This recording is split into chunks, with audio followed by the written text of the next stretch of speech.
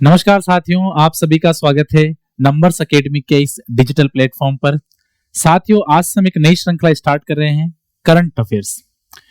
मतलब current affairs का जो सेगमेंट हम आज से स्टार्ट करेंगे, इस सेगमेंट में हम क्या क्या पढ़ेंगे, करंट अफेयर्स के लिए हमारी क्या योजनाएं रहेगी, सभी एग्जामों के लिए महत्वपूर्ण जो करंट अफेयर्स है उसके लिए नंबर्स एकेडमी आपके लिए क्या प्लान कर रहा है, उसकी मैं आपको छोटी सी झलक दिखा देता हूं। देखिए, करंट अफेयर्स में हम सबसे पहले तो करंट अफेयर्स जो होता है एक मंथ का होता है।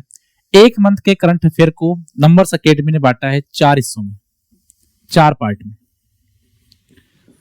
4 पार्ट में हम क्या करेंगे, 1 मंथ का जो करंट अफेयर्स है, 1 मंथ करंट अफेयर्स हम क्या करेंगे, कवर करेंगे। अब किस तरह से करेंगे, किस तरह से 4 भाग होंगे इसके, तो देखिए, सबसे पहले तो पार्ट 1, पार्ट 2, पार्ट 3 और पार्ट 4, इस तरह से हम पूरे मंथ के करंट अफेयर्स को 4 पार्ट में हम डिवाइड करेंगे।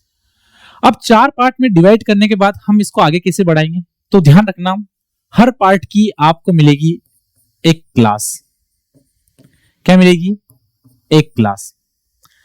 जैसे एक मंथ में 4 पार्ट होंगे तो हर पार्ट की आपको एक क्लास मिलेगी। इस करंट अफेयर्स में राजस्थान करंट अफेयर्स भी शामिल होगा और राष्ट्रीय करंट अफेयर्स जिसको बोलते हैं नेशनल करंट अफेयर्स, वो भी क्या होंगे, शामिल होंगे।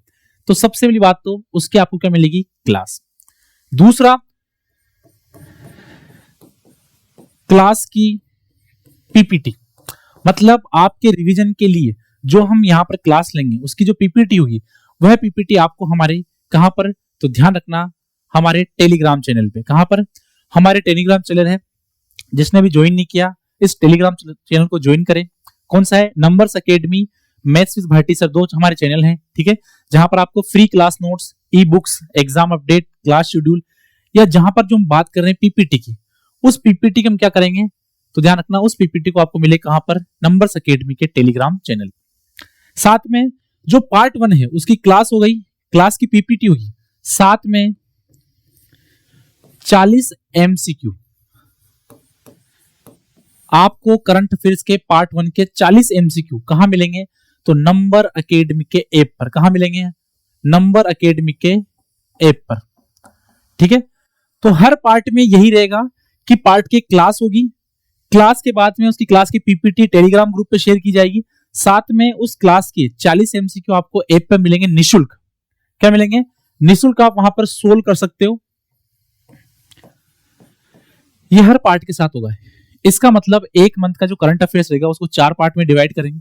हर पार्ट की क्लास होगी, क्लास की पीपीटी होगी, साथ में क्लास में जो पढ़ाया गया है उसके 40 एमसीक्यू आपको कहां मिलेंगे, ऐप पर। ये आपको सामान्य जानकारी थी, ठीक है। तो हर मंथ के करंट अफेयर्स को हम इसी तरह कवर करेंगे। आज जो हम क्लास लेने वाले हैं, तो ध्यान रखना, क्लास है आपके जनवरी माह के करंट अफेयर्स का जो पार्ट 1 है। क्या है, जनवरी माह का पार्ट 1। तो देखिए, पहला, राष्ट्रीय सड़क सुरक्षा माह। क्या है, राष्ट्रीय सड़क सुरक्षा माह 2026। एनएचए आप जानते हो, national highway authority of India. NHA क्या करती है, हमारे देश में नेशनल हाईवेज जो हमारे राष्ट्रीय राजमार्ग हैं, जैसे NH52 हो गया, NH08 हो गया, इस तरह के नेशनल हाईवे का निर्माण करती है एनएचआई, ठीक है। तो ध्यान रखना, इसका शुभारंभ कब हुआ, 1 जनवरी 2026 से। राष्ट्रीय सड़क सुरक्षा माह, ध्यान रखना, इस सप्ताह नहीं है, क्या है, माह है, मंथ है। इसका शुभारंभ कब हुआ, 1 जनवरी 2026, राष्ट्रीय सड़क सुरक्षा माह, जिसका शुभारंभ कब हुआ, 1 जनवरी 2026। आयोजक कौन है, तो परिवहन एवं सड़क सुरक्षा विभाग द्वारा। किसके द्वारा, परिवहन एवं सड़क सुरक्षा विभाग द्वारा। वैसे ध्यान रखना, ये जो पहले ये एनएचआई, मिनिस्ट्री ऑफ जो रोड एंड ट्रांसपोर्ट है, मतलब सड़क एवं परिवहन मंत्रालय, उसके अंदर जो एनएचआई आता है, उसने इस इनिशिएटिव को स्टार्ट करने के लिए कहा था, ठीक है। लेकिन आयोजक कौन है, परिवहन एवं सड़क सुरक्षा विभाग द्वारा। 1 से 31 जनवरी, कब, 1 से 31 जनवरी 2026 तक आयोजित किया जाएगा। इसकी अवधि क्या है, तो 1 से 31 जनवरी 2026, एक माह तक यह आयोजित किया जाएगा। इसकी थीम क्या है, तो ध्यान रखना, सीख से सुरक्षा, टेक्नोलॉजी से परिवर्तन। देखो, ऐसा इसलिए किया जाता है, राष्ट्रीय सड़क सुरक्षा माह का जो उद्देश्य यही है कि सड़क में होने वाली दुर्घटनाओं को कमी करना, जिस तरह से सड़क सुरक्षा के लेकर जो जागरूकता की कमी है उस जागरूकता को बढ़ावा देना, साथ में लोगों को अवेयर करना कि जैसे किस तरह से सड़क पर क्या करा चला जाए, बाइक, कार, टैक्सी, अन्य प्रकार के जितने भी वाहन हैं उनको कैसे सुरक्षा के साथ चलाया जाए। तो इसलिए कहा है सीख से सुरक्षा, मतलब आपको क्या लेना, सीख से सुरक्षा, टेक्नोलॉजी से परिवर्तन। टेक्नोलॉजी क्या है, देखो मान लेते हैं ये सड़क है, तो आजकल क्या होते हैं जो मोड़ होते हैं ऐसे, इन मोड़ों में क्या किया, चेंज किया गया एनएचआई द्वारा जहां जहां पर ऐसे जिसको बोलते हैं डार्क मोड है, क्या है डार्क मोड है, उसको टेक्निकल जोन से निकाला गया है और उसको क्या कर दिया गया, सीधा बनाया गया, ताकि इससे क्या हो, दुर्घटनाओं की समझ कम हो। साथ में आप देखना इसका उद्देश्य क्या है कि राज्य में सार्वजनिक सड़क सुरक्षा को बढ़ावा देना। किसी भी राज्य में जब तक एक्सीडेंट है, एक्सीडेंट को कम करने के दो ही रीजन है। पहला, टेक्नोलॉजी से एक्सीडेंट को कम करना। टेक्नोलॉजी से कैसे, मतलब आप तरह तरह की बैरिकेडिंग लगा सकते हो, रोड की क्वालिटीज को अच्छा कर सकते हो, तरह तरह के नए टेक्निकल इनोवेशन ले सकते हो, लेकिन साथ में हमें सबसे ज्यादा जरूरत है अवेयरनेस की। जब तक हम लोगों को जागरूक नहीं करेंगे कि सड़क पर किस तरह से अपनी सुरक्षा करनी है, तब तक तो क्या कहे, safety through learning, changes through the technology, मतलब हमें टेक्नोलॉजी के थ्रू क्या करना है, हमें इसको चेंज करना है। टेक्नोलॉजी कैसे हम कर सकते हैं, जैसे आपने देखा होगा येलो साइन, क्या होते हैं येलो साइन, एनएच हाईवे पे या स्टेट हाईवे पे लगे होते हैं येलो साइन, जहां पर क्या होता है कि आगे आबादी क्षेत्र है, कृपया धीरे चले, आगे घुमावदार मोड़ है, आगे वाहन की स्पीड को कम रखे, आबादी क्षेत्र, इस प्रकार के जो साइन है, टेक्निकल चेंजेस जो रोड में आ रहे हैं, बीओटी बिल्ड ऑन ट्रांसफर जो आ रहा है, मतलब इस तरह के जो चेंजेस है वो किस में आ रहा है। अब ध्यान रखना यह राष्ट्रीय सड़क सुरक्षा माह, क्या है माह, लेकिन राष्ट्रीय सड़क सुरक्षा परिवहन मंत्रालय द्वारा राष्ट्रीय सड़क सुरक्षा सप्ताह का आयोजन कब से किया जा रहा है, 1989 से। कब से, 1989 से राष्ट्रीय सड़क सुरक्षा सप्ताह का आयोजन किया जा रहा है, किसके द्वारा, सड़क एवं परिवहन मंत्रालय। सड़क और परिवहन मंत्रालय किसका है, तो ध्यान रखना केंद्र सरकार का। इसके मंत्री कौन है, तो ध्यान रखना नितिन जयराम गडकरी, नितिन जयराम गडकरी, ये हमारे वर्तमान में मंत्री है केंद्रीय स्तर पर, ठीक है। लेकिन राष्ट्रीय सड़क सुरक्षा माह का आयोजन कब से किया जा रहा है, 2021 से। कब से, 2021 से इसका आयोजन किया जा रहा है, क्योंकि सप्ताह की अवधि को बढ़ाकर क्या किया गया, माह कर दिया गया। वर्ष 2030 तक जो सड़क दुर्घटना है उसमें कितनी परसेंट की कमी करनी है, हमें 50% की कमी करनी है। जितनी भी सड़क दुर्घटनाओं में जो मौत होती है वो दुखद है, लेकिन उन मौतों की संख्या को हमें क्या करना है, हमें कमी करनी। भारत में जितने लोग बीमारी से नहीं मरते उससे ज्यादा मरते हैं किससे, एक्सीडेंट से। इसलिए एक्सीडेंट की मौतों में हमें क्या करना है, 50% की गिरावट करनी है। किसका है, तो ध्यान रखना सड़क एवं परिवहन मंत्रालय का ये लक्ष्य है। क्या है, सड़क एवं परिवहन मंत्रालय का क्या है, लक्ष्य। हाँ, अब देखिए दूसरा जो है, हाँ, जयपुर भामाशाह केंद्र। देखो जयपुर भामाशाह केंद्र है क्या, वैसे आपने देखा होगा कि आप मोबाइल यूज करते हो, इस मोबाइल में आप जब मोबाइल यूज करते हो, इस मोबाइल में क्या आता है, डेटा। आपने देखा हो जब भी आप कोई ऐप डाउनलोड करते हो तो आपसे एक्सेस मांगता है, अलाउ क्या मांगता है, परमिशन अलाउ। इससे आपका क्या होता है, आपके डाटा को क्या किया जा रहा है, एक तरह से एक्सेस किया जा रहा है।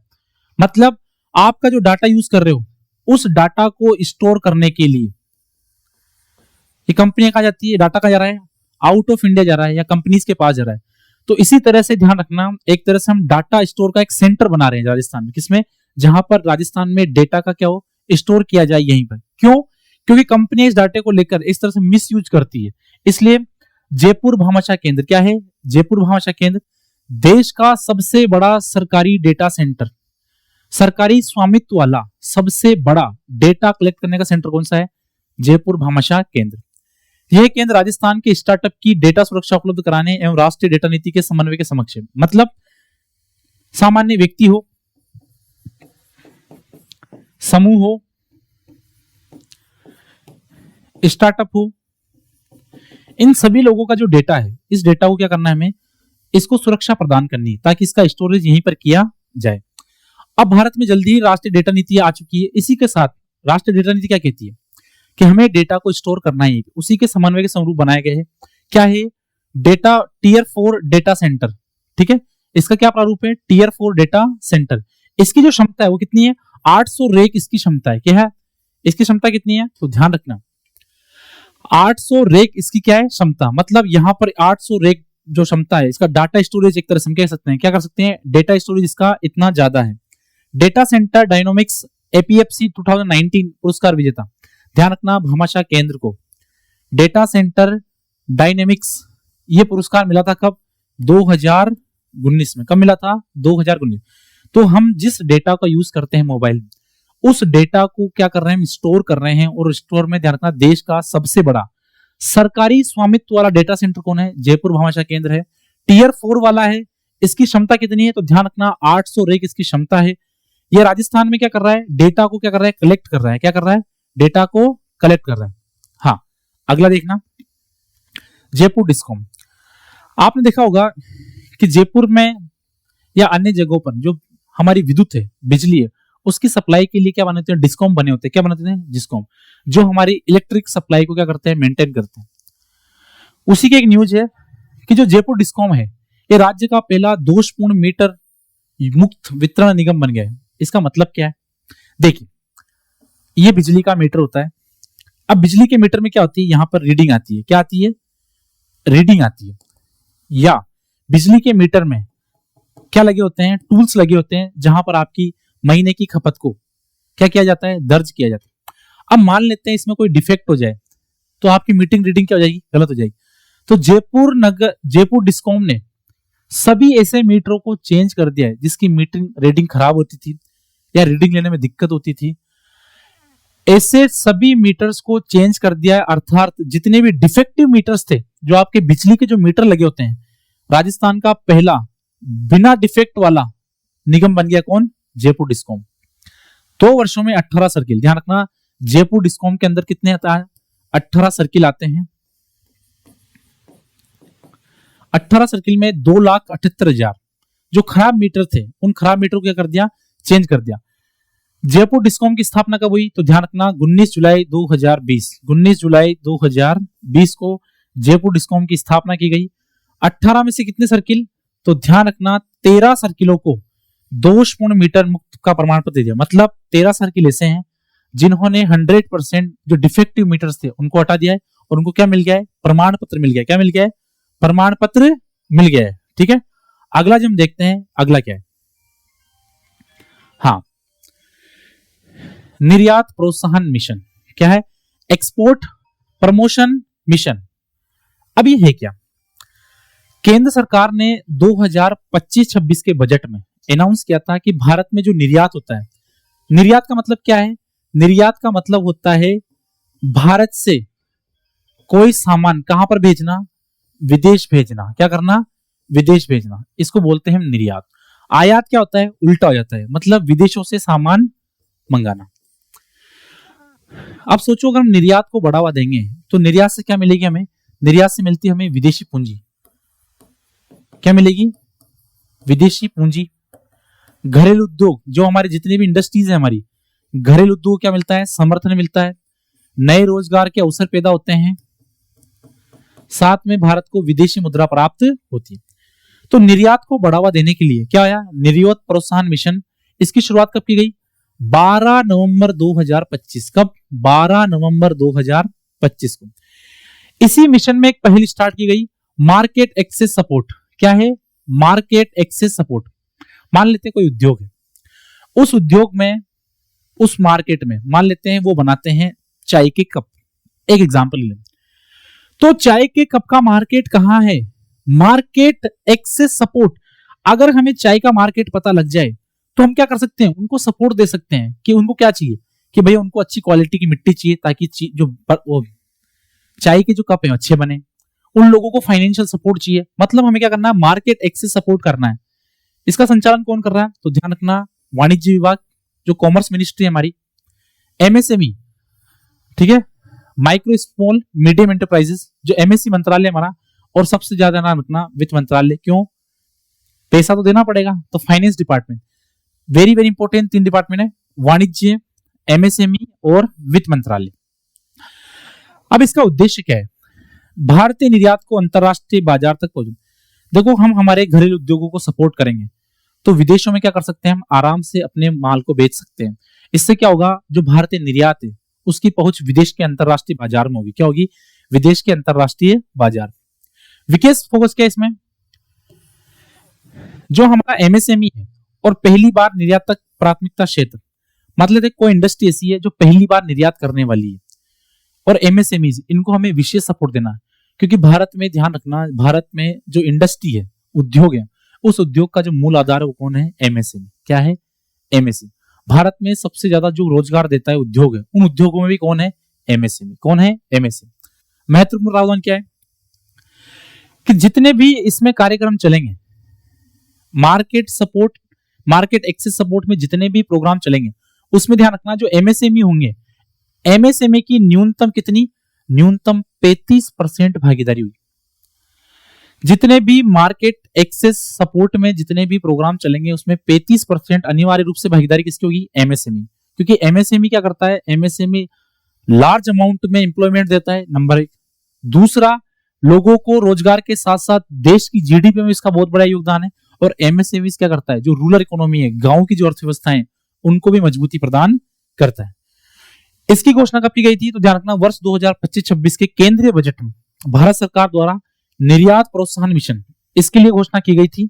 ठीक है, ताकि हम निर्यात को बढ़ावा दें। जितना निर्यात बढ़ेगा उतनी विदेशी पूंजी बढ़ेगी, घरेलू उद्योग बढ़ेंगे, नए रोजगार के अवसर होंगे। ठीक है, इस प्रकार से हम देख सकते हैं। हाँ, अगला क्या है, राजस्थान डेटा सेंटर नीति। अभी अपन ने जयपुर भामाशाह केंद्र पढ़ा था। जयपुर भामाशाह केंद्र क्या है कि राजस्थान में जितना जो डेटा है उस डेटा को कलेक्ट करने के लिए देश का सबसे बड़ा सरकारी स्वामित्व वाला डेटा सेंटर है। उसका था टीयर 4 था, क्षमता कितनी थी, 800 बैरक। कितनी थी, 800 बैरक। और 2019 में उसको क्या मिला था, पुरस्कार। अब ध्यान रखना, अब हम बात करेंगे राजस्थान डेटा सेंटर नीति 2025। राजस्थान को डेटा सेंटर हब बनाने के लिए एक व्यापक प्रोत्साहन योजना है। कौन सी, राजस्थान डेटा सेंटर नीति 2025। अब इसमें कुछ सरकार क्या करती है, सरकार को अगर डेटा हब बनाना है राजस्थान को, तो हमें कुछ ना कुछ छूट तो देनी पड़ेगी, वरना जो कंपनीज है वो अन्य जगह पे चली जाएगी, अन्य राज्यों में चली जाएगी।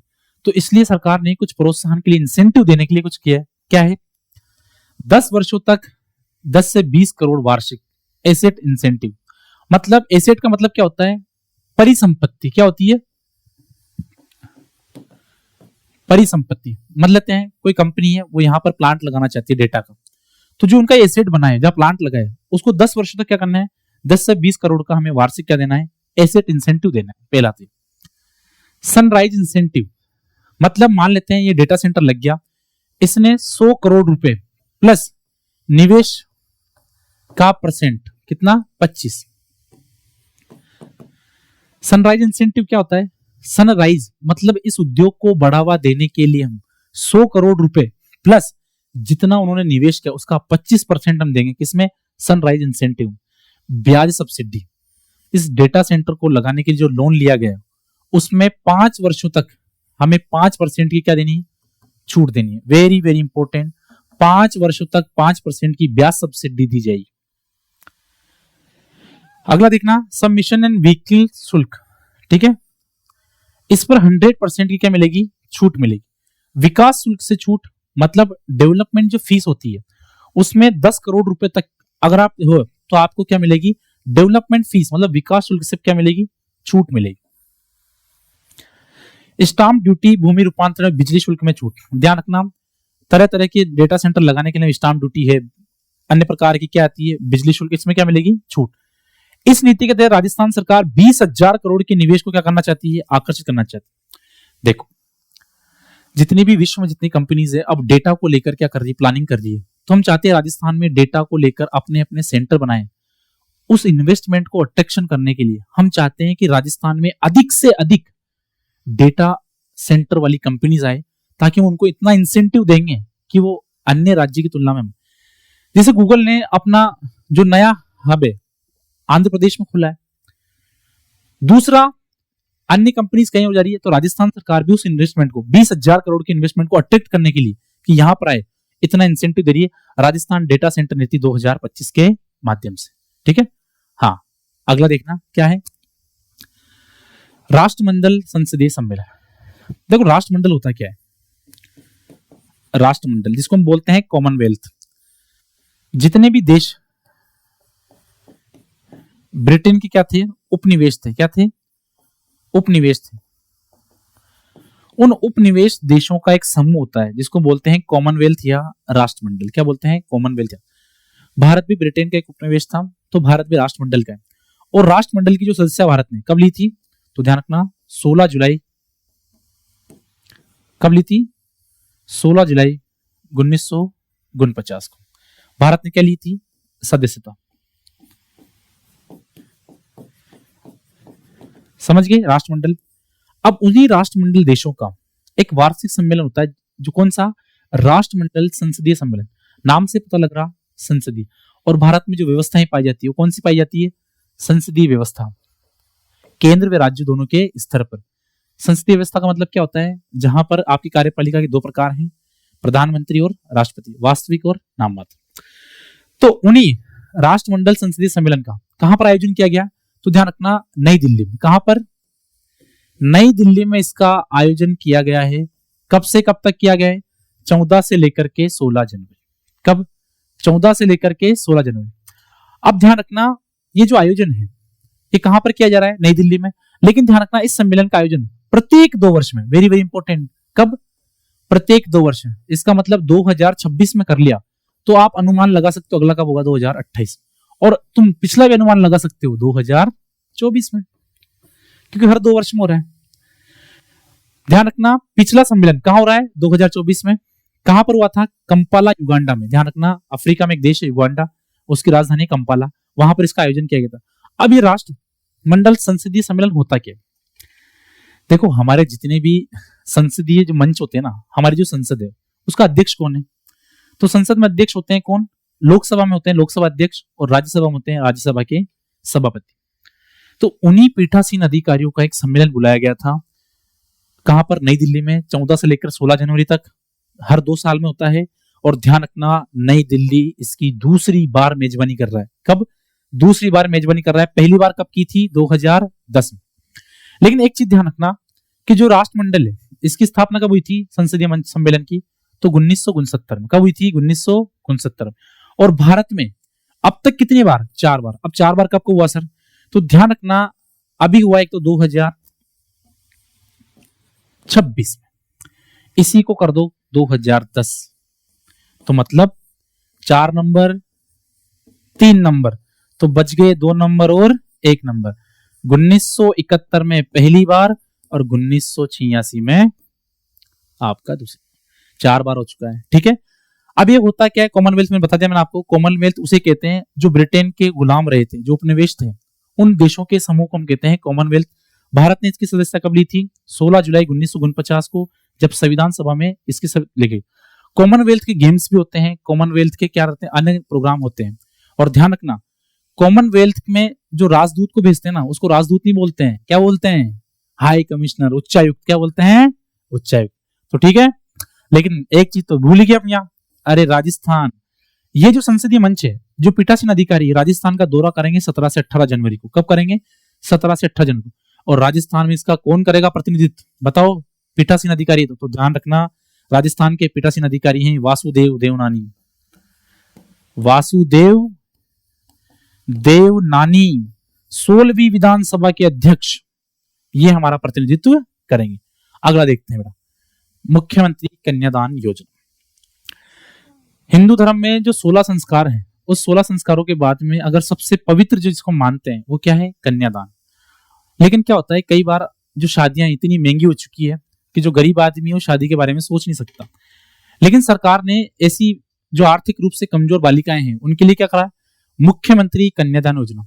पिछली जो कांग्रेस सरकार थी, मुख्यमंत्री अशोक गहलोत जी द्वारा शुरुआत कब की गई? 2020 से मुख्यमंत्री कन्यादान योजना। अभी क्या है देखो, जब बालिका की शादी होती है तो बालिका को शादी में आर्थिक रूप से संबल प्रदान करने के लिए सरकार उसको क्या करती है? कुछ आर्थिक सहायता देती है। अब वो क्या है तो देखिए, शुरुआत कब की गई? 2020 से, मतलब प्रीवियस गवर्नमेंट जो कांग्रेस की थी। कौन सा विभाग है? ऑब्वियस बात है बेटा, जहां पर भी समाज का नाम आ जाए। समाज का मतलब क्या होता है?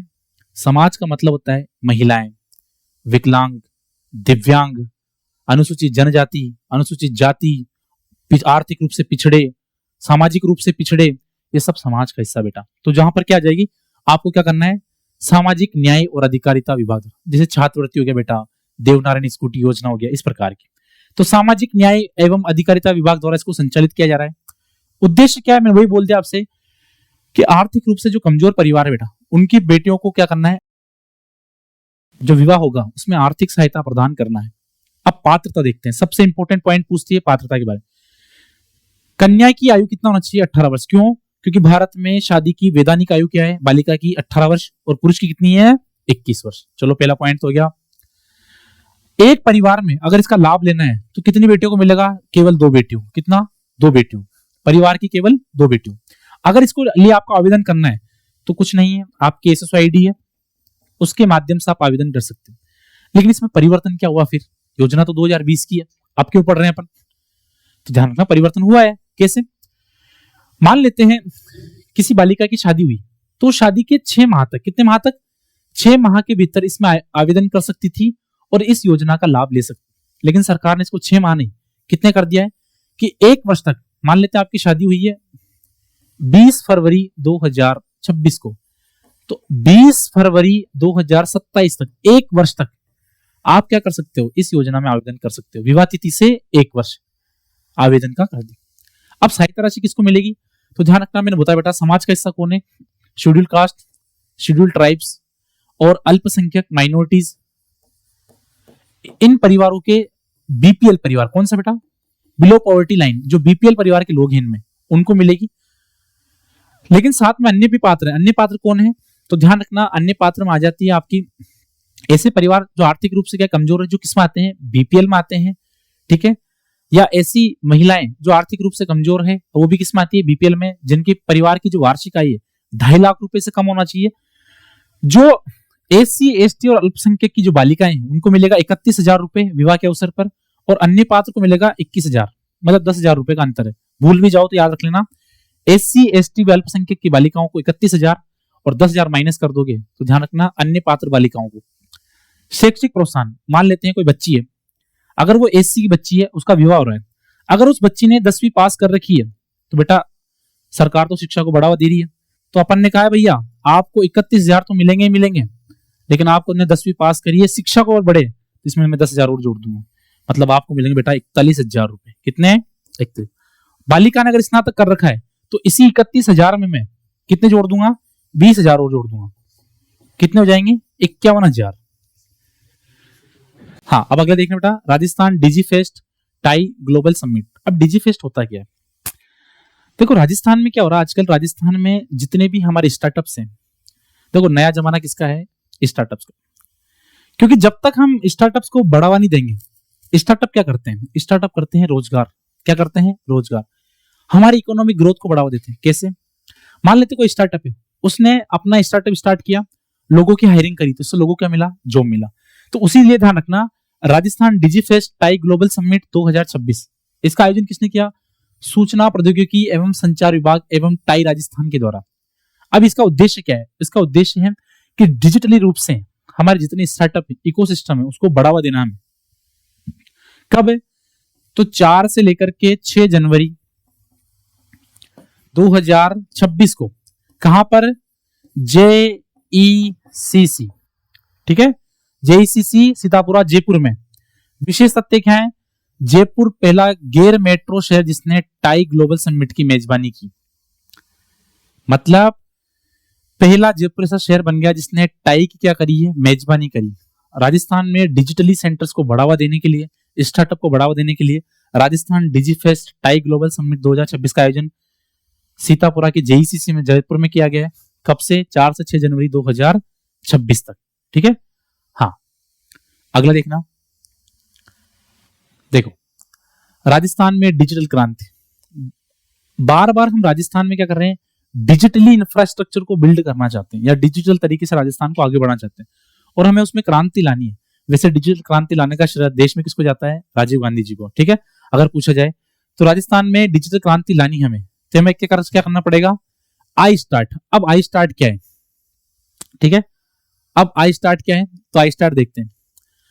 आई स्टार्ट एक स्टार्टअप को बढ़ावा देने के लिए, और जो स्कूली छात्र हैं, क्या है, स्कूली छात्र हैं, अगर वो भी स्टार्टअप करना चाहते हैं तो ध्यान रखना, आई स्टार्ट मतलब, आई स्टार्ट का मतलब क्या होता है, आई स्टार्ट, मैं स्टार्ट कर सकता हूं। इट मीन्स मेरे पास कोई आइडिया है तो मैं अपना बिजनेस स्टार्ट कर सकता हूं। तो 9वीं से लेकर 12वीं के जो बच्चे हैं, उन बच्चों के स्टार्टअप आइडिया को सपोर्ट करने के लिए आई स्टार्ट राजस्थान के तहत पंजीकृत स्टार्टअप कितने हैं, तो ध्यान रखना, नंबर याद रखना, 7200। कितने हैं, 7200 हैं।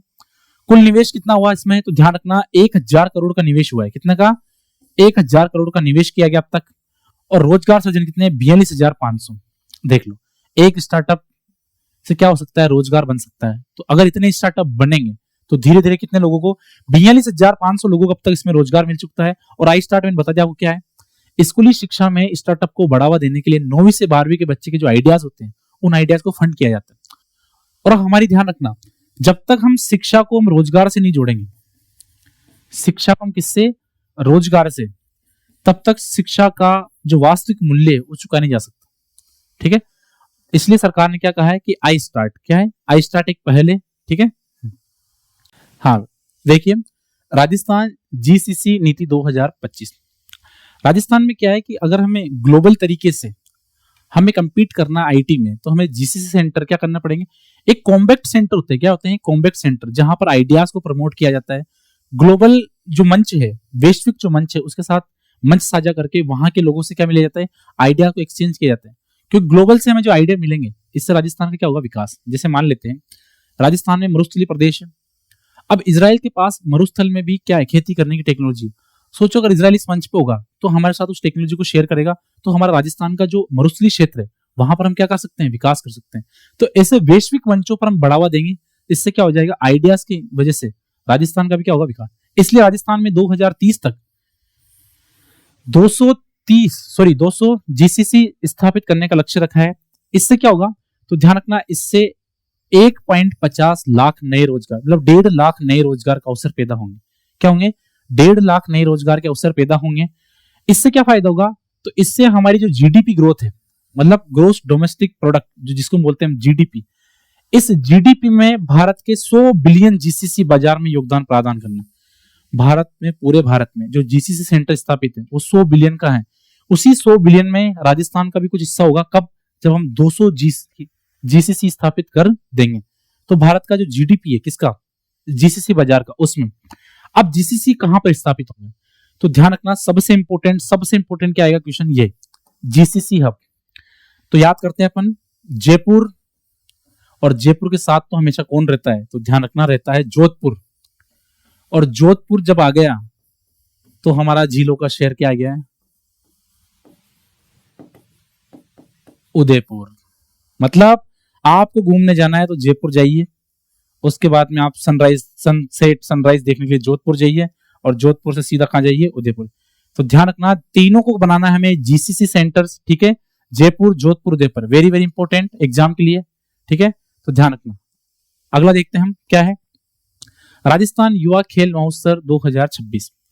मतलब राजस्थान के जो यूथ है, उन यूथ को हम किस तरह से अट्रैक्ट कर सकते हैं, तो इसके लिए क्या किया गया कि राजस्थान युवा एवं खेल महोत्सव, इसका आयोजन किया गया है। कब, आयोजन तिथि है 7 से 12 जनवरी। अब 12 जनवरी क्यों है, लगाओ अनुमान, स्वामी विवेकानंद जी की जयंती 12 जनवरी, राष्ट्रीय युवा दिवस, युवाओं के प्रेरणा स्रोत स्वामी विवेकानंद जी।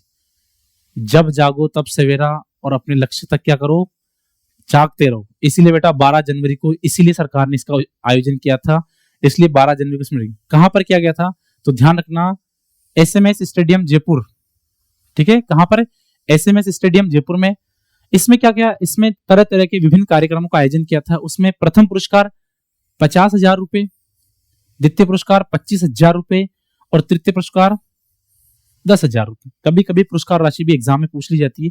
ठीक है, तो आपको ध्यान रखना है, क्या है, प्रथम पुरस्कार 50,000 रुपए, द्वितीय पुरस्कार 25,000 रुपए, और तृतीय कितना है, 10,000 रुपए। क्या है, 10,000 रुपए। आपने एक चीज नोटिस करी होगी कि राजस्थान में हाल ही में राष्ट्रीय युवा नीति भी जारी करी, और इसी युवा नीति को जारी करने के दिन माननीय मुख्यमंत्री बचनलाल शर्मा जी ने 1 लाख भर्ती का कैलेंडर भी जारी किया था। और उसी भर्तियों में कई बड़ी बड़ी भर्तियां हैं, तो आप लगे रहो। ठीक है, आप युवा हो, और युवाओं से तो क्या कहना है, मतलब जहां युवा है वहां रास्ता है। ठीक है। तो 1 लाख भर्तियों में आप सभी का सिलेक्शन हो, ये हमारी शुभकामनाएं। ठीक है, तो ध्यान रखना इसी दिन 12 तारीख को जब माननीय मुख्यमंत्री जी ने राष्ट्रीय युवा नीति 2026 जारी की गई थी और उसी के तहत 1 लाख भर्तियों का कैलेंडर जारी किया गया था। अब देखिए, हाँ अगला देखिए, अगला क्या है, हाँ सेना दिवस परेड। देखो देश की आन बान और शान जो सेना दिवस है उसका जो आयोजन किया गया और उसकी जो आयोजन किया गया वो कहाँ किया गया है, तो ध्यान रखना इसका सौभाग्य मिला था अपने पिंक शहर जयपुर को। सेना ने अपने शौर्य को दिखाने के लिए पहली बार सेना दिवस परेड को आम जनता के लिए भी खोला था और इसका आयोजन कहाँ किया गया था, हमारे पिंक सिटी जयपुर में। तो सेना दिवस परेड इसमें कब 18 से 15 जनवरी तक इसका आयोजन किया गया है। ठीक है, 8 से 15 जनवरी तक इसका आयोजन किया गया है। स्थान कहां पर है, तो ध्यान रखना जयपुर के जगतपुरा में, कहां पर, महाल रोड पर। ठीक है, जगतपुरा जयपुर में। पहली बार देखो, पहली बार छावनी के बाहर आयोजन रिहर्सल मातृशक्ति को समर्पित। हमारी सेना ने क्या किया, इस परेड को किसको समर्पित किया, तो हमारी मातृशक्ति को समर्पित किया। और पहली बार ये जो परेड थी आम जनता के लिए भी खोली गई थी। ठीक है, और जयपुर का सौभाग्य है कि सेना का इतना बड़ा आयोजन करने का मौका मिला है। ठीक है, सेना दिवस मनाते कब है, तो ध्यान रखना 15 जनवरी को, 15 जनवरी को सेना दिवस मनाया जाता है। हाँ, इस आयोजन में जो मुख्य जो अतिथि थे वो कौन थे, तो वीके सिंह थे। ठीक है, हाँ पीएम राष्ट्रीय कृषि विकास योजनाएं। अगला जो हमारा है पीएम राष्ट्रीय कृषि विकास योजनाएं, इसमें ध्यान रखना कुछ डेटा है। 425 करोड़ रुपए का बजट आवंटन किया गया है राष्ट्रीय कृषि विकास योजना के लिए। इसमें से 333 करोड़ रुपए राजस्थान में खर्च हो चुके हैं। कितने, 333 करोड़ रुपए। और उपयोग दर कितनी है, तो ध्यान रखना इसकी उपयोग दर है आपकी 79%। इसकी यूटिलाइजेशन रेट है, मतलब यूटिलाइजेशन मतलब इतना जो फंड था उसमें से इतना फंड को यूज कर लिया गया है, इसलिए इसकी क्या आती है, यूटिलाइजेशन रेट आती है, मतलब उपयोग दर। यह राज्य की कृषि विकास के प्रति मजबूत प्रतिबद्धता को दर्शाता है। मतलब राजस्थान में देखो जितना हमें बजट एलोकेशन हुआ था उसका हमने 79% यूज कर लिया। इससे राजस्थान के किसानों के प्रति जो सरकार की संवेदनशीलता उसको दिखा रहा है। क्यों, क्योंकि 79% आपने देखा। अगर सोचो इस फंड का यूज नहीं करें तो आपने देखा होगा इकोनॉमिक्स में होता है लैप्स फंड। क्या होता है, लैप्स फंड। लैप्स मतलब अगर उस पैसे को आपने दिया सरकार ने और आपने यूज नहीं किया तो समय के बाद वो पैसा क्या हो जाता है, लैप्स हो जाता है। क्या हो जाता है, लैप्स। इसीलिए इस डाटा को यहां पर कोट किया गया है। अगला देखते हैं, हाँ यूएसएसडी स्कीम एडवाइजरी। अब ये तो देखो ये केवल करंट नहीं है, ये तो आपके लिए जागरूकता भी है। कैसे, साइबर जो क्राइम है, साइबर क्राइम का एक नया तरीका आया है, उसके लिए जयपुर पुलिस ने यूएसएसडी एडवाइजरी जारी की। अब ये क्या है, मान लेते हैं आपको मैंने फोन लगाया कि मैं आपकी डिलीवरी लेके आया हूं। ठीक है, और आपकी डिलीवरी कहां खड़ी है, आपके गेट पे खड़ी है, लेकिन आपकी डिलीवरी में एक इशू आ चुका है। क्या आ गया इशू, कि आपने जो एड्रेस दिया था उस एड्रेस को हमने गलत पिन कर लिया है। तो आप अपने एड्रेस में क्या करें, हम कॉल कर रहे हैं और कॉल को फॉरवर्ड कर दीजिए। कंपनी आपको क्या कर रही है, कॉल। इस कॉल फॉरवर्डिंग में आपसे ओटीपी, आपकी बैंक डिटेल सब चुरा ली जाती है। इसको बोलते हैं कॉल फॉरवर्डिंग स्कैम। ये आजकल बहुत ज्यादा हो रहा है। आप सोचोगे आपसे फोन लगाया कि मैं जोमेटो से बोल रहा हूँ, जेप्टो से बोल रहा हूँ, ब्लिंकिट से बोल रहा हूँ, अमेजन से बोल रहा हूँ, या ब्ला ब्ला से बोल रहा हूँ, और आपकी कॉल को फॉरवर्ड किया जा रहा है। उससे क्या हो रहा है, स्कैम हो रहा है। उसीलिए जयपुर पुलिस ने क्या किया, यूएसएसडी स्कैम एडवाइजरी। जारी करता कौन है, Rajasthan police cyber crime threat analytics unit. तो ध्यान रखना राजस्थान पुलिस में जो साइबर क्राइम को देखती है उस यूनिट ने इसको एडवाइजरी जारी करी है। क्या है, स्कैम का पार्सल क्या है, पार्सल डिलीवरी धोखाधड़ी। मतलब पार्सल आया आपके पास, ठीक है, कॉल को फॉरवर्ड कर दीजिए, इस प्रकार का। आप देखो आजकल साइबर फ्रॉड में आपने देखा होगा फेक पुलिसिंग। ठीक है, साथ में आपने देखा होगा कि ऑनलाइन डिजिटल अरेस्ट। इस प्रकार के साइबर अपराधों से बच के रहे। ठीक है, इसका समाधान क्या है कि कॉल फॉरवर्डिंग को रद्द करें। पहले तो अगर कोई कॉल फॉरवर्ड कर रहा है तो उसको रद्द करें, वरना ध्यान रखना इससे बचने के लिए आप क्या कर सकते हो, हैश 002 हैश डायल करें। इससे क्या होगा, इससे आपकी कंप्लेंट ऑटोमेटिकली साइबर सेल को ट्रांसफर कर दिया जाएगा और आपका केस कहां चला गया, साइबर सेल। लेकिन फिर भी आपको दिक्कत है तो राष्ट्रीय हेल्पलाइन नंबर कितने हैं, 1930 पर संपर्क करें। और ध्यान रखना ये एडवाइजरी आप सबको फॉलो भी करना चाहिए क्योंकि डिजिटल स्कैम्स आज बहुत ज्यादा हो रहे हैं। ठीक है, तो डिजिटल स्कैम को रोकने के लिए जयपुर पुलिस की जो साइबर एनालिटिक्स जो यूनिट है उसने जारी किया एडवाइजरी। एडवाइजरी का नाम याद रखना, यूएसएसडी स्कैम एडवाइजरी। ठीक है, हाँ अगला जो है कोटा हाड़ौती ट्रेवल मार्ट। अब बात कर रहे हैं हाड़ौती की। तो हाड़ौती क्या है?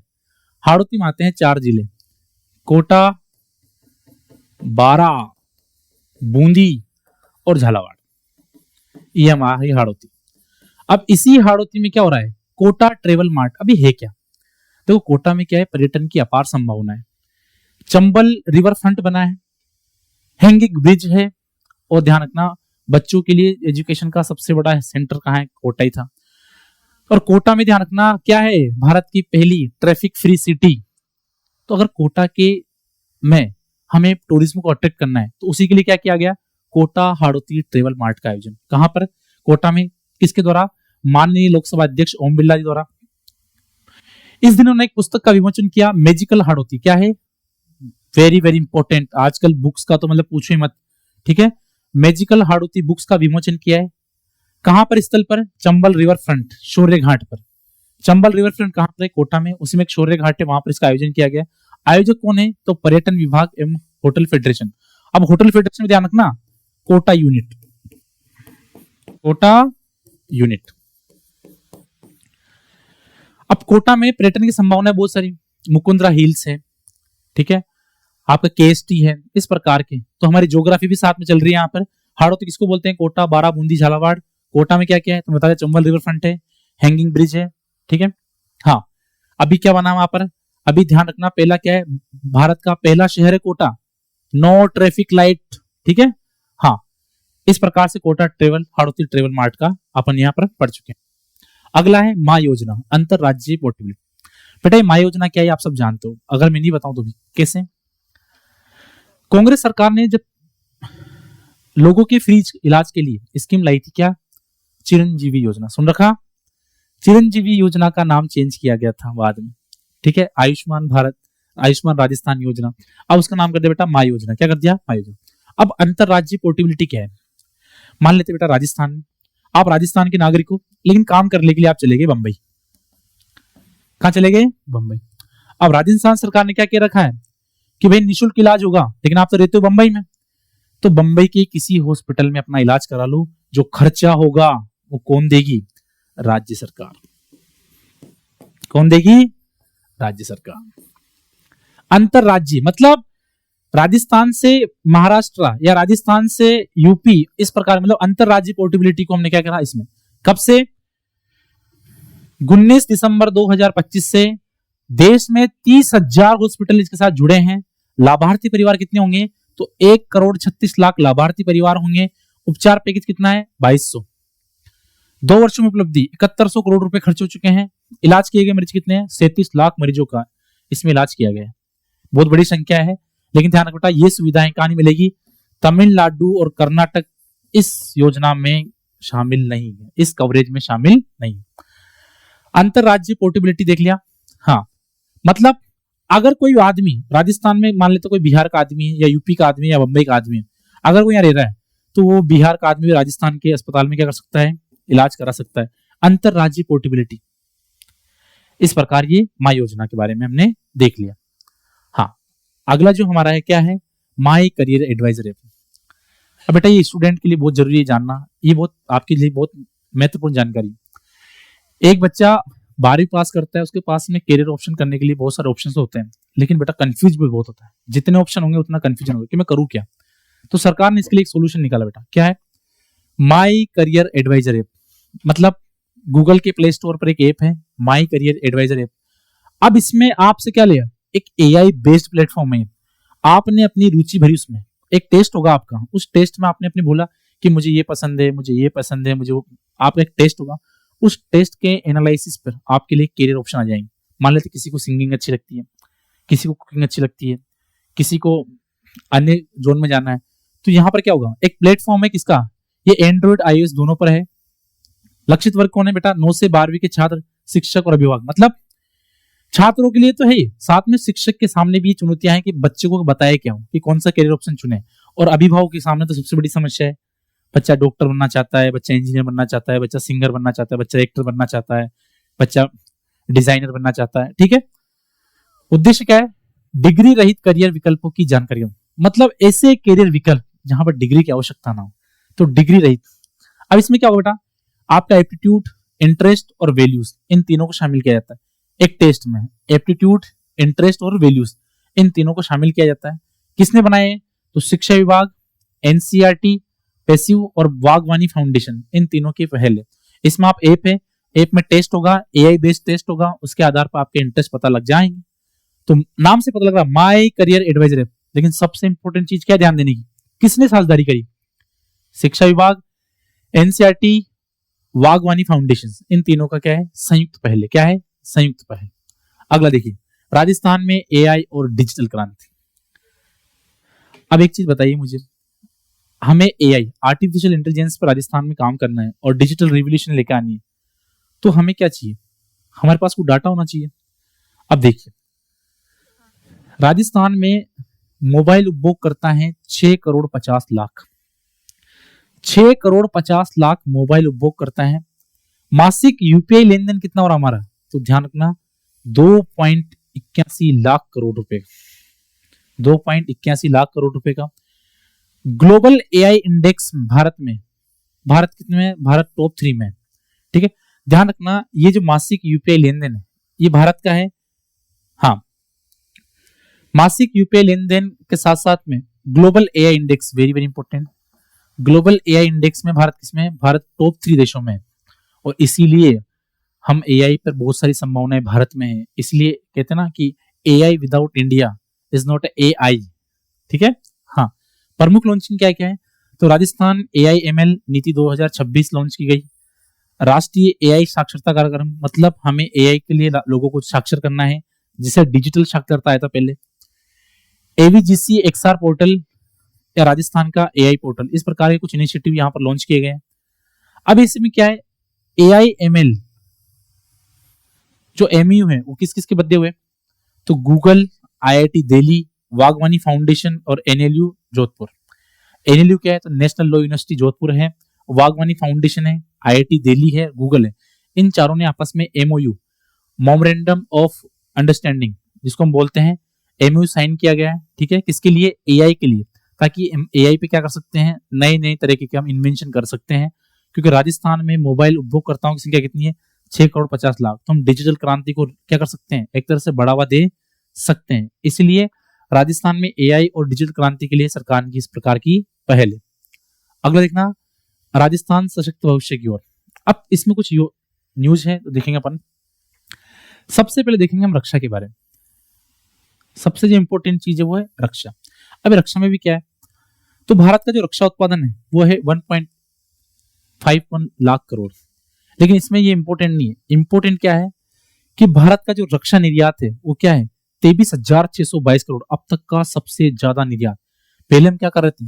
हमारी जितनी भी रक्षा जरूरतें हैं हम उसके लिए विदेशों पर निर्भर थे। राफेल ले लो, ठीक है, इस प्रकार के लड़ाकू विमान ले लो। लेकिन भारत ने भी अपनी आत्मनिर्भरता का परिचय दिया और भारत अब क्या कर रहे हैं? उल्टा 23,622 करोड़ रुपए का निर्यात कर चुका है।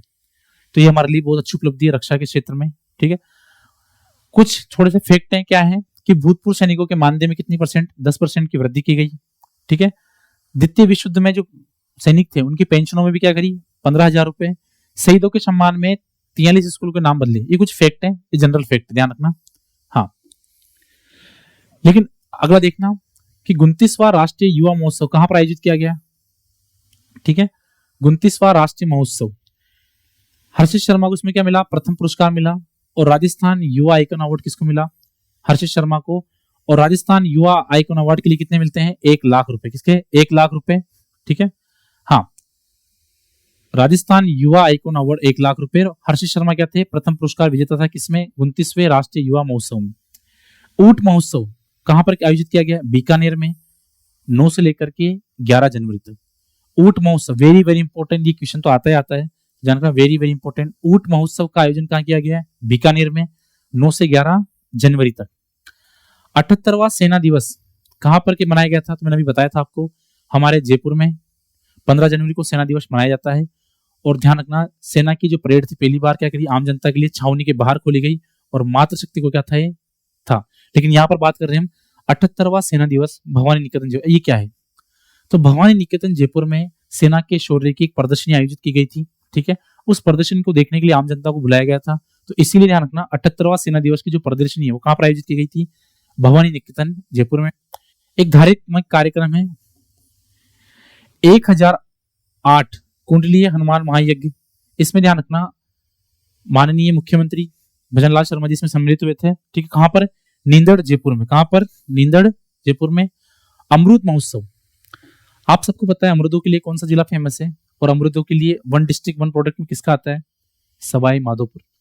सवाई माधोपुर के 263वें स्थापना दिवस पर अमृत महोत्सव का आयोजन किया गया। कहां पर?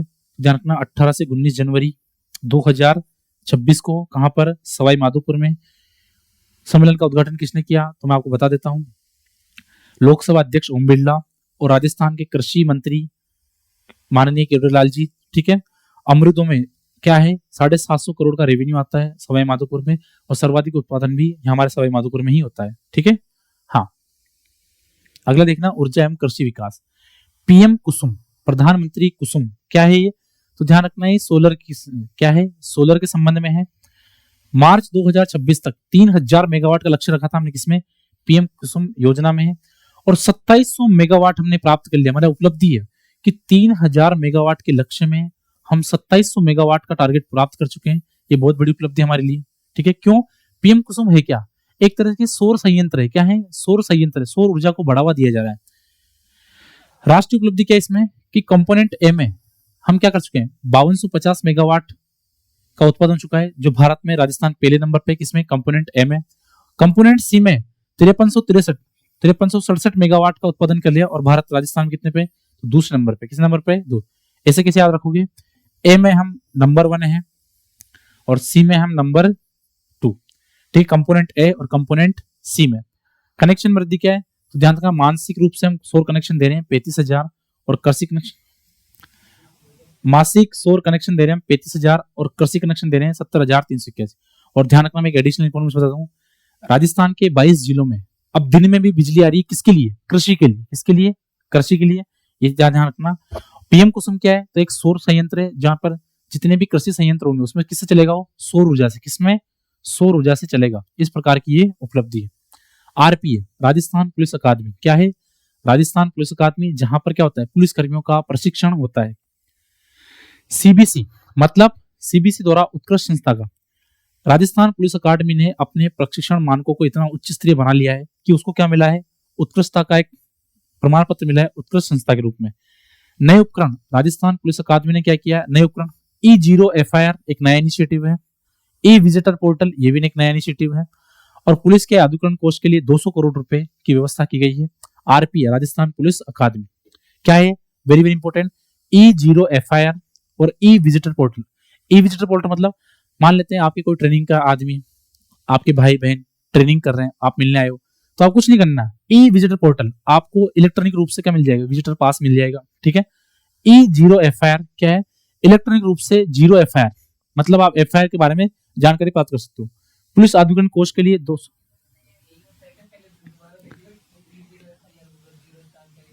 Electronic 0FIR। अरे E0FIR ये है, उसमें लिखा रहा था कंटेंट। कल इलेक्ट्रॉनिक 0FIR मतलब आपके पास जो FIR की गई ना, उसका आपको सर्टिफिकेट लेना है तो इलेक्ट्रॉनिक रूप से ले सकते हो। आपने बीच में था